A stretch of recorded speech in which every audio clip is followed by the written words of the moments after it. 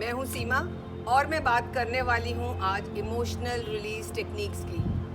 Why it is important to release emotions from the body and mind? Why it is important not to keep anything in our system? अगर हम घर में भी अपने कचरा इकट्ठा करके रखेंगे तो भी वो हमारा सारा कुछ कचरा भर जाएगा और वो जब तक कचरा पूरा भरेगा तो अजीब सी स्मेल आने लग जाएगी घर में और घर वो उस तरह की एनर्जी नहीं रहेगी। इसी तरीके से अगर हम बॉडी में भी अपने इमोशंस को स्टोर करते हैं तो हमारी बॉडी के अंदर भी बहुत सारी बीमारियां हो जाती हैं। ये कोई नई बात नहीं है, ये हमें सभी को मालूम है। लेकिन क्या हम इमोशंस को रिलीज़ कर पाते हैं सही तरीके से? एंड स्पेशली आदमी लोग, क्या वो इमोशंस को रिलीज़ करते हैं? तो फर्स्ट टेक्निक जो हम बात करेंगे वो है क्राइंग, रोना। तो हम रोते हैं तो हमारे काफ़ी दबी हुई चीज़ें बाहर आ जाती हैं, हम काफ़ी लाइट फील करते हैं। पर अगर हम आदमियों को देखते हैं तो वो ऐसा नहीं करते हैं। उनको ये माइंड में कंडीशनिंग करी जाती है कि आदमी नहीं रोते हैं, man are not suppose to cry, they are strong, they are bold, they can not cry. तो कितनी भी बड़ी बड़ी घटनाएं हो जाती हैं, कई बार मैंने देखा है आदमी रोते ही नहीं हैं। तो कहीं ना कहीं वो उतने अंदर से काफ़ी कुछ अंदर पेंटअप रहता है उनके, और शायद इसलिए वो एंगर के रूप में बाहर आता है, गुस्से के रूप में आता है, क्योंकि वो सही तरीके से रिलीज़ कर लें तो शायद वो एंगर बाहर नहीं आए। अब अगर हम जैसे कुछ खाना खाते हैं बहुत देर तक और उसको अगर क्योंकि फीलिंग हो रही है और हम उल्टी नहीं करके आते, रोक के रखते हैं, तो कैसा होता है? वैसे ही हमें अगर हम अपने को दबा के रखेंगे, इमोशंस को, अपने आंसुओं को दबा के रखेंगे तो कैसा होगा? ये तो नेचुरल फ्लो है। आंखों से भी जरा सी हवा चलती है तो आंखों से भी पानी आता है, तो वो तो तरीका ही है बाहर रिलीज़ होने का।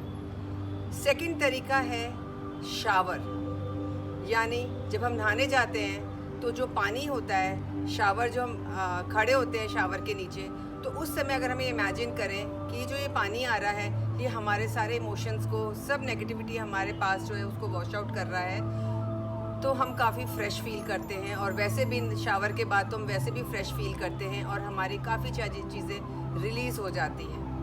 एंड स्पेशली अगर सॉल्ट लगा के हम सी सॉल्ट लगा के शावर लें तो बहुत जल्दी रिलीज़ हो जाती है। या कुछ मंत्रा चैंटिंग करें तो भी रिलीज़ होती है। You have to try it and I think you must be doing it also. अब तीसरी चीज़ है जो कि मैंने पहले भी बात करी है, राइट इट आउट, लिखिए।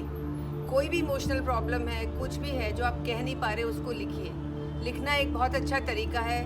पुराने ज़माने में लोग जर्नल बनाते थे, रोज़ लिखते थे। अब मोबाइल और इंटरनेट के ज़माने में, कंप्यूटर के ज़माने में पता नहीं कितना पेन से लिखते हैं, पर जब हम उससे लिखते हैं तो काफ़ी सारे हमारे इमोशंस बाहर निकल जाते हैं। तो writing is the best method to release your emotions. Now fourth method is sublimation. इसमें क्या होता है कि हम अपने इमोशंस को बाहर निकालते हैं। सब्लिमेशन में हम करते क्या है, अपने जैसे सिंगिंग करा हमने, हमारा मन ख़राब है, अगर हम गाना गाने लगते हैं, कुछ दूसरी चीज़ें करने लग जाते हैं तो हमारे इमोशंस वहाँ से निकल जाते हैं। Singing is also very good. हमने देखा पुराने गाने में जब दर्द भरे गाने गाए जाते थे तो उस समय वो क्या कर रहे हैं, वो अपने सैडनेस को रिलीज़ कर रहे हैं थ्रू सिंगिंग। वो जो उनके अंदर अगर खुशी भी है तो they are singing happy songs. So singing is a very good mode to express yourself, to release your emotions. So try to this method of sublimation to release your stored energies. और हम क्या कर सकते हैं? हम कर सकते हैं ब्रीदिंग, सांस लेना। गहरी सांस लेना भी हमारे इमोशंस को रिलीज़ करता है। जब हम गहरी सांस लेते हैं तो हमारे बॉडी में झंझनाहट होने लग जाती है और कभी पेन भी होने लगता है या आंखों में से आंसू आने लगते हैं, तो हमारे इमोशंस बाहर रिलीज़ हो रहे होते हैं।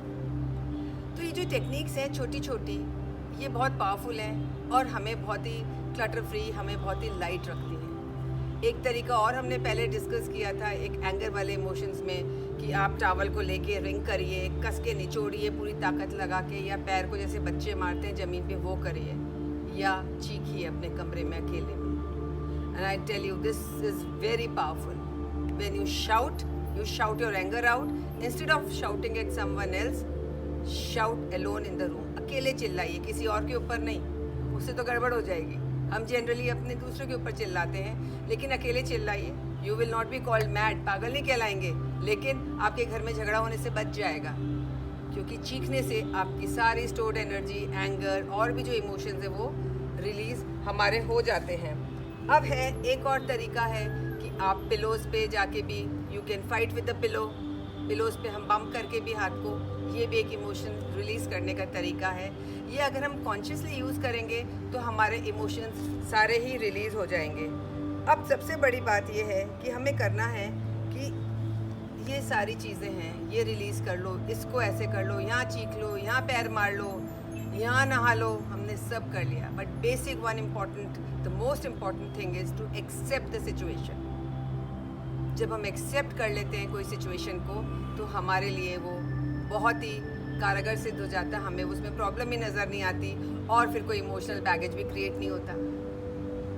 जब हम लड़ते हैं सिचुएशन के साथ और अपने लिए प्रूव करना चाहते हैं, अपने लिए फेवरेबल करना चाहते हैं जो कि हमारे हाथ में नहीं है, तब हमें ज़्यादा परेशानी होती है। इसलिए out of all the methods I would say accept the situation as it is, accept people around, accept situations around, and most importantly accept yourself. अपने आप को एक्सेप्ट करिए। आज के लिए इतना ही। Thank you so much. Keep watching and keep subscribing. Thank you.